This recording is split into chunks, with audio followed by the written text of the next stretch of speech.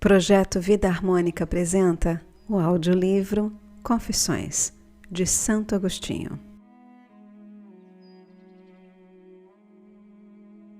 Livro 11º, Parte 2, Capítulo 21, A Medida do Tempo. Disse há pouco que medimos o tempo que passa, de modo que podemos afirmar que um lapso de tempo é o dobro de outro, ou igual, e apontar entre os intervalos de tempo outras relações mediante esse processo comparativo. Portanto, como eu dizia, medimos o tempo no momento em que passa. E se me perguntarem, como sabes? Eu responderia, sei porque o medimos, e porque é impossível medir o que não existe, ora o passado e o futuro não existem. Quanto ao presente, como podemos medi-lo se não tem duração? Portanto, só podemos medi-lo enquanto passa. E quando passou, não o medimos mais, porque não há mais nada a medir. Mas de onde se origina por onde passa? Para onde vai o tempo quando medimos? De onde vem, senão do futuro? Por onde passa, senão pelo presente? Para onde vai, senão para o passado? Nasce, pois, do que ainda não existe, atravessa o que não tem duração e corre para o que não existe mais. No entanto, o que é que medimos senão o tempo relacionado ao espaço? Quando dizemos de um tempo que é simples, duplo ou triplo ou igual, ou quando formulamos qualquer outra relação dessa espécie, nada mais fazemos do que medir espaços de tempo. Em que espaço medimos então o tempo no momento em que passa? No futuro, talvez, de onde procede? Mas o que ainda não existe não pode ser medido. Será no presente, por onde ele passa? Mas como medir o que não tem extensão? Será no passado, por onde caminha? Mas o que não existe mais escapa a qualquer medida.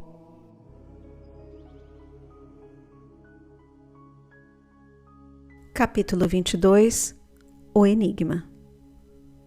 Minha alma se inflama no desejo de deslindar este enigma tão complicado. Senhor, meu Deus, meu bom Pai, eu te suplico por Cristo, não queiras tolher a meu desejo a solução de tais problemas, tão familiares, mas tão obscuros. Permite que eu os penetre e faze com que a luz de tua misericórdia os ilumine, Senhor. A quem poderia eu consultar sobre isso? A quem confessaria minha ignorância com mais proveito do que a ti, que não se despraz com o forte zelo que me inflama por tuas escrituras? Concede-me o que amo, pois este amor é um dom teu. Dá-me, ó Pai, esta graça, tu que sabes presentear com boas dádivas a teus filhos. Concede-me essa luz, porque determinei conhecê-las e meu esforço será rude até que me reveles esses mistérios. Eu te suplico por Cristo, em nome do Santo dos Santos, que ninguém perturbe minha investigação. Acreditei e por isso falo. Minha esperança, a esperança pela qual vivo, é contemplar as delícias do Senhor. Eis que tornaste velhos os meus dias, e eles passam, não sei como. Nós só falamos de tempo, e de tempo, e de tempos, e de tempos. Quanto tempo esse homem falou? Quanto tempo demorou para fazê-lo? Há quanto tempo não vejo isto? A duração desta sílaba é o dobro daquela que é breve. Assim nos expressamos e assim ouvimos, e todos nos compreendem, e nós compreendemos. São palavras claras e de uso corrente, mas encerram mistérios, e compreendê-las requer melhor análise.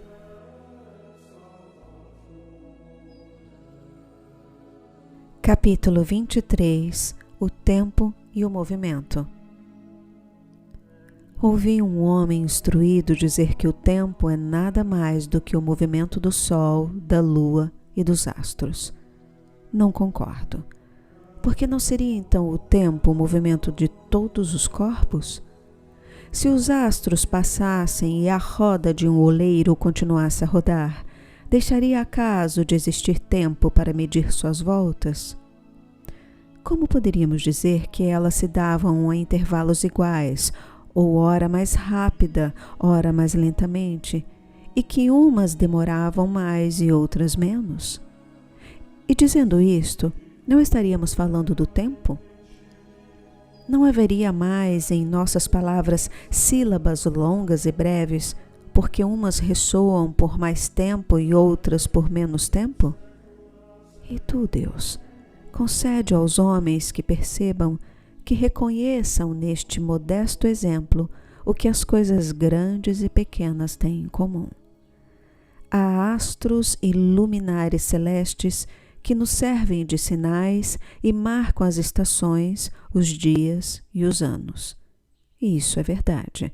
Todavia, como eu jamais diria que a volta realizada por aquela roda de madeira representa o dia, nem o sábio cuja opinião transcrevo poderia afirmar que a volta da roda não representa o tempo. O meu desejo é conhecer a natureza e a essência do tempo, com que medimos os movimentos dos corpos e nos autoriza a dizer, por exemplo, que um movimento dura 2 vezes mais que o outro.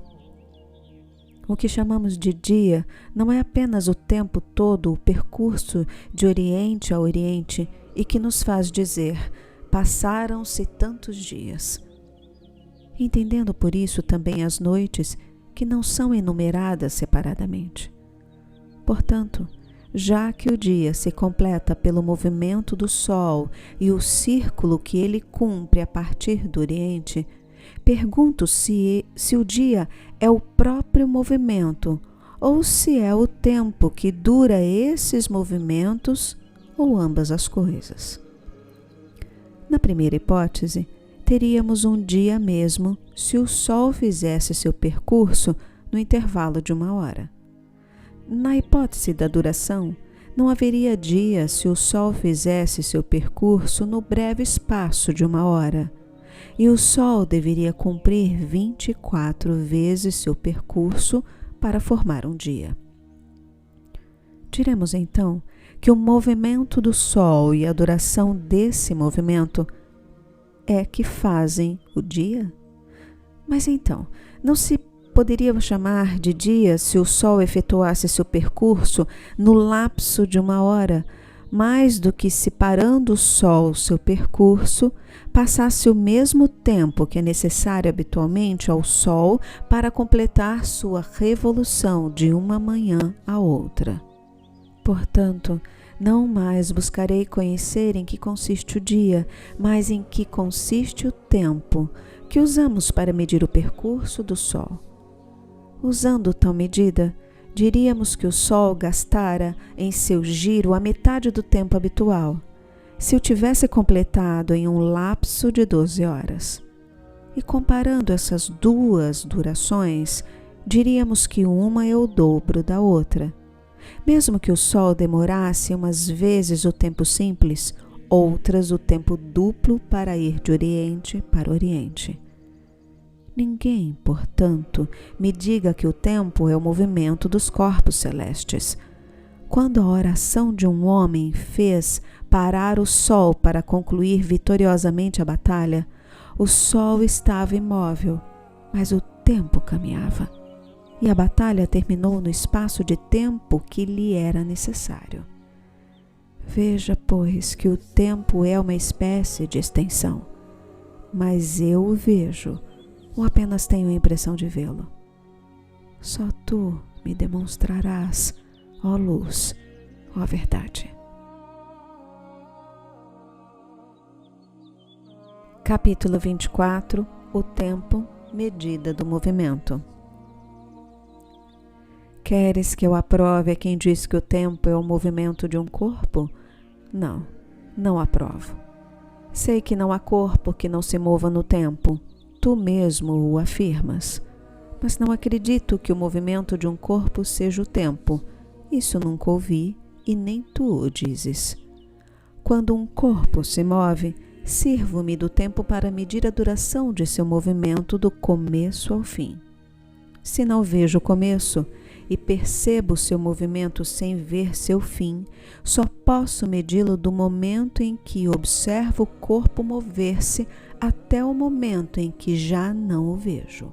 Se o vejo por muito tempo, apenas posso afirmar que a duração de seu movimento é longa, mas não posso dizer quanto é longa, porque só determinamos o valor de uma duração comparando-a. Dizemos, por exemplo, isso durou tanto quanto aquilo, ou essa duração é o dobro daquela. Semelhantes. Se podemos notar o ponto do espaço onde se inicia um movimento e o ponto de chegada, ou suas partes, se ele se movesse em círculo, poderíamos dizer quanto tempo levou para ir de um ponto a outro o movimento do corpo ou dessas partes. Assim, o movimento de um corpo é diferente da medida de sua duração, que não vê, pois a qual dessas coisas se deve chamar de tempo? Se um corpo se move de forma irregular e outras vezes se detém, ora é o tempo que nos permite medir, não apenas seu movimento, mas também seu repouso, e afirmar ficou em repouso por tanto tempo quanto em movimento, ou qualquer outro intervalo que tenhamos calculado ou estimado aproximadamente. O tempo não é, pois, a mesma coisa que o movimento. Capítulo 25.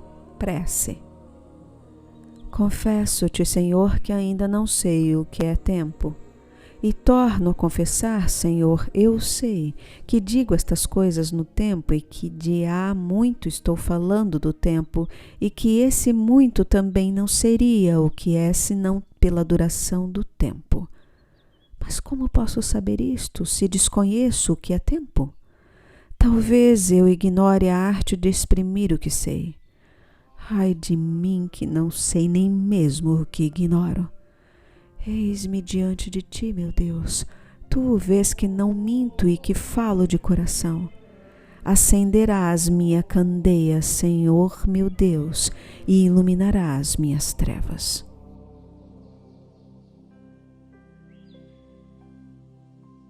Capítulo 26. O tempo de extensão da alma. Acaso minha alma não foi sincera confessando-te que posso medir o tempo? De fato, meu Deus, eu meço e não sei o que meço. Meço o movimento dos corpos com o auxílio do tempo e não poderei medir o tempo do mesmo modo? E poderia eu medir o movimento de um corpo, sua duração, o tempo que gasta para ir de um lugar a outro, sem medir o tempo em que se move? Mas o tempo em si, com o que poderei medir? E com um tempo mais curto que medimos o mais longo, como medimos uma viga com um côvado? Do mesmo modo, medimos a duração de uma sílaba longa com a duração de uma sílaba breve, dizendo que uma é o dobro da outra. Do mesmo modo, medimos a extensão de um poema pelo número de versos, a extensão dos versos pelo número de pés, a extensão dos pés pelo número de sílabas, a duração das sílabas longas pela duração das breves. Não é pelas páginas dos livros que fazemos esse cálculo, o que seria medir o espaço e não o tempo. Conforme as palavras passam e as pronunciamos, dizemos, eis um poema longo, porque esse se compõe de tantos versos, esses versos são longos, porque são formados de tantos pés, esses pés são longos porque se estendem por tantas sílabas. Esta sílaba é longa porque é o dobro de uma breve. Todavia, não conseguimos uma medida exata do tempo. Pode acontecer que um verso mais curto, se pronunciado mais lentamente, se estenda por mais tempo que um verso mais longo, recitado depressa. O mesmo acontece com um poema, um pé, uma sílaba. Por esse motivo é que o tempo me pareceu não ser nada mais que uma extensão. Mas extensão de quê? Não saberia dizê-lo ao certo, seria de admirar que não fosse extensão da própria alma. Portanto, dize-me, meu Deus, o que é que meço quando digo um tanto vagamente: este tempo é mais longo do que aquele? Ou mais exatamente, este tempo é o dobro daquele? Meço o tempo, eu o sei, mas não o futuro, que ainda não existe. Nem o presente, porque não tem duração, nem o passado, porque não existe mais. Que meço, então? Acaso o tempo que passa e não o tempo passado, como disse acima? Capítulo 27. A medida do passado. Insiste, ó minha alma, e presta grande atenção. Deus é nosso apoio. Ele é que nos criou, e não nós. Olha para lá, para o lado onde desponta a aurora da verdade. Eis, por exemplo, que uma voz corpórea começa a ressoar e soa, e continua vibrando, e deixar de soar faz silêncio. A voz calou-se, passou e deixa de existir. Antes de soar, era futura, e não podia ser medida, pois ainda não existia. E agora também não o pode, porque já não existe mais. Só poderíamos medi-la quando ressoava, porque então havia o que medir. Mas mesmo então não era estável, porque vinha e passava. E não seria isso que a tornava mensurável? Porque enquanto passava, estendia-se por um espaço de tempo que a tornava capaz de ser medida, porque o presente não tem duração alguma. Admitamos que foi possível medi-la. Eis, suponhamos agora uma outra voz que começa a se fazer ouvir. Ela vibra de modo contínuo, sem nenhuma interrupção. Meçamo-la enquanto vibra, porque no momento em que deixar de vibrar, será passado, e já não poderá ser medida. Meçamo-la então e avaliemos sua duração. Mas ela vibra ainda e só pode ser medida depois do início do fenômeno, quando começa a vibrar, até seu fim, quando deixa de vibrar. Porque é precisamente o intervalo que separa um começo de um fim que nós medimos. Por isso, uma voz que ainda não terminou de ressoar escapa à medida. É impossível dizer se ela será longa ou breve, se é igual a outra, simples ou dupla, ou qual a relação que tem com essa outra. Mas quando terminar de soar, deixará de existir.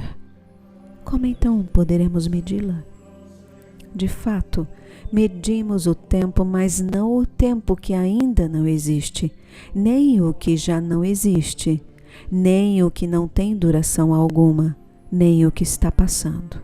Não é, portanto, nem o futuro, nem o passado, nem o presente, nem o que não tem limites que medimos, e contudo medimos o tempo. Deus Creator Omnium, Deus Criador de tudo quanto existe. Este verso é formado de 8 sílabas, alternadamente breves e longas. As 4 breves, a primeira, a terceira, a quinta e a sétima, são simples em relação às 4 longas. A segunda, a quarta, a sexta e a oitava. Cada sílaba longa tem uma duração 2 vezes maior que a breve. Eu pronuncio e percebo que é assim pelo testemunho claro de meus sentidos. E por esta testemunho, que é fidedigno, meço uma longa por uma breve e noto que ela a contém 2 vezes.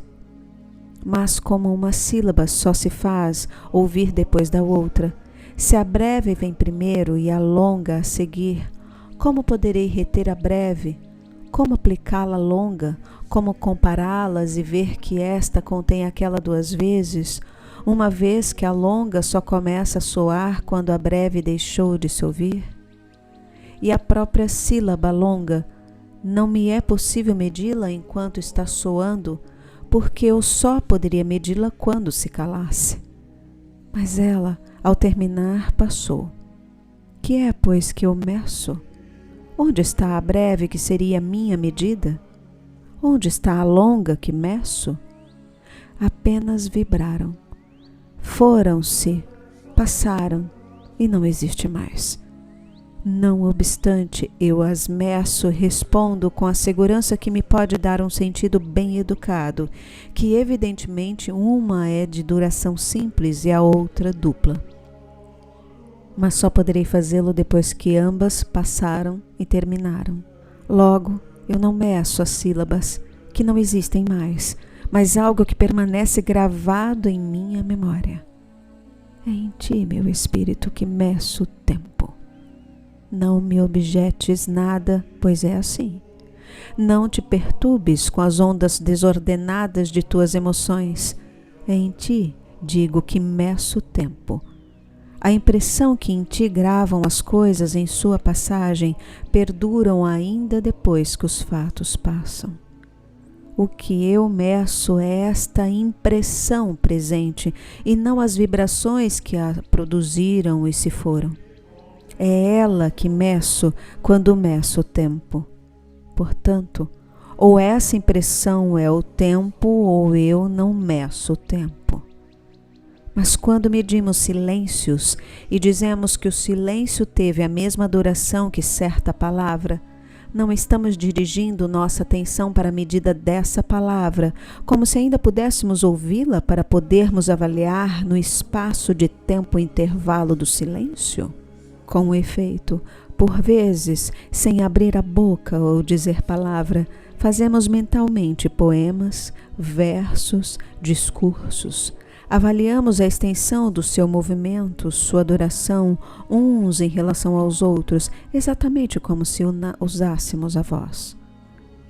Se alguém quisesse pronunciar o som prolongado e regular antecipadamente um pensamento, sua duração estima em silêncio a medida dessa duração e, confiando à memória, começa a emitir o som, que vibra até atingir o limite fixado. Ou melhor, esse som vibrou e vibrará, porque a parte que passou, soou, e que ainda resta, soará e chegará a seu fim. A atenção presente vai lançando o futuro para o passado, e o passado cresce com a diminuição do futuro, até que, esgotado o futuro, não haja mais que passado.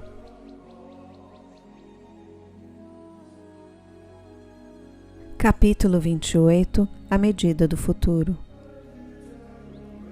Mas o futuro que ainda não existe, como pode diminuir ou consumir-se? E o passado que já não existe, como pode aumentar, a não ser por existirem no espírito, autor dessas três transformações, a espera, a atenção e a lembrança? O objeto de sua espera passa pela atenção e se transforma em lembrança. De fato, quem ousará negar que o futuro ainda não existe? Todavia, a espera do futuro já está no espírito. E quem poderá negar que o passado não mais existe? Contudo, a lembrança do passado ainda está no espírito. Enfim, haverá alguém que negue que o presente carece de duração porque é um instante que passa? No entanto, perdura a atenção, diante da qual o seu objeto presente continuamente se retira. O futuro, portanto, não é longo, porque não existe. Um futuro longo seria apenas uma longa espera do futuro. Nem pode ser longo o passado que também não existe. Um passado longo é uma longa lembrança do passado. Digamos que eu queira cantar uma canção que conheço. Antes de iniciar, minha expectativa se estende pela melodia como um todo. Quando começo, tudo que vira passado é armazenado na memória. A atividade de meu espírito se divide em memória, onde guardo o que já se disse, e em expectativa em relação ao que vou dizer. Contudo, a atenção está presente e por seu intermédio o futuro se torna passado. Quanto mais se aproxima o fim da canção, tanto menos se torna a expectativa e tanto maior a memória, até que aquela se esgota e a ação cumprida passa inteiramente para a memória. E o que acontece com a canção tomada em seu conjunto também ocorre com cada uma de suas partes, com cada sílaba, e também acontece com uma ação mais longa, da qual essa melodia talvez faça parte. O mesmo acontece com toda a vida do homem, da qual seus atos são partes. Sucede, enfim, com toda a história dos filhos do homem, da qual cada existência é apenas uma parte.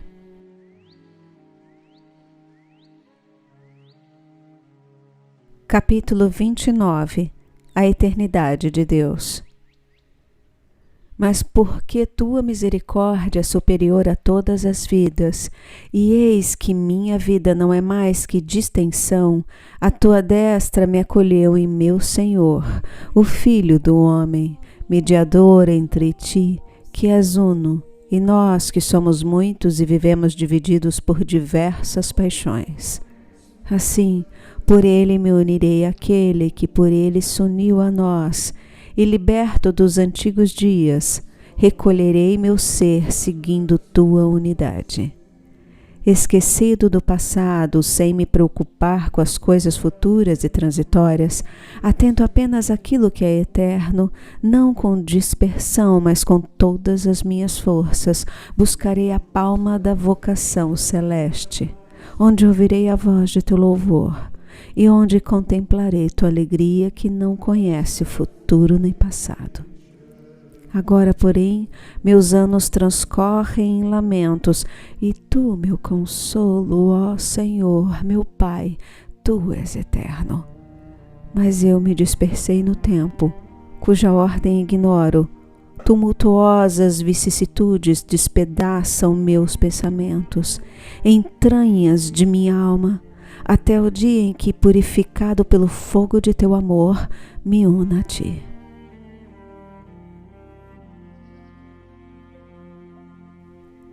Capítulo 30. Deus e o tempo. E repousarei imutável em ti, em tua verdade, na minha forma. Não mais tolerarei as perguntas das pessoas que, pela enfermidade que é a pena de seu pecado, têm mais sede de saber do que lhes permite sua capacidade, que dizem: que fazia Deus antes de criar o céu e a terra? Ou ainda, como lhe veio a ideia de criar algo se antes nunca fizera nada? Concede-lhes, Senhor, que reflitam no que dizem, que compreendam que não se pode falar nunca onde não há tempo. Quando se diz que alguém nunca fez nada, que se quer dizer senão que esse tal nada fez em tempo algum? Que eles compreendam que não pode existir tempo na ausência da criação e deixem de semelhantes falácias.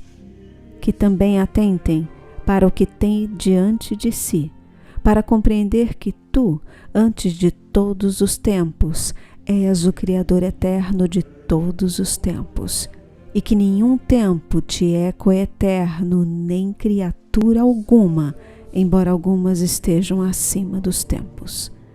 Abre parênteses, Agostinho se refere aqui aos anjos e demônios. Fecha parênteses, ponto final.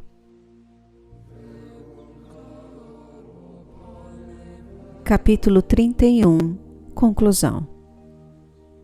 Senhor, meu Deus, que abismos profundos os de teus segredos, e quão longe deles me levaram as consequências de meus pecados. Cura meus olhos, para que eu me alegre com tua luz. Se houvesse de fato um espírito de ciência e de presciência tão grandes para conhecer o passado e o futuro, como conhecer qualquer canto popular, que espírito nos encheria de extraordinária admiração e espanto. Nada, com efeito, lhe seria oculto no passado e nos séculos vindouros, exatamente como, ao entoar essa melodia, sei tudo o que cantei desde o começo e tudo o que falta cantar até o fim. mas longe de mim a ideia de identificar um tal conhecimento, aquele que tens de todas as coisas futuras e passadas, ó Criador do Universo, Criador dos espíritos e dos corpos. Tua ciência é incomparavelmente mais admirável e mais misteriosa, porque aquele que canta ou escuta uma melodia conhecida, dividido entre a expectativa das notas por vir e a lembrança das notas passadas, passa por impressões diferentes. Mas contigo não se dá nada semelhante. Tu que és imutável e eterno, Criador verdadeiramente eterno dos espíritos. Como no princípio conheceste o céu e a terra, sem que teu espírito mudasse seu saber, assim criaste o céu e a terra, sem que tua ação passasse por etapas distintas. Que aquele que compreende isto te louve, assim como o que não compreende. Oh, como é sublime! E os de coração humilde são tua morada. Levantas os que caíram, e os que graças a ti continuam eretos, não caem nunca.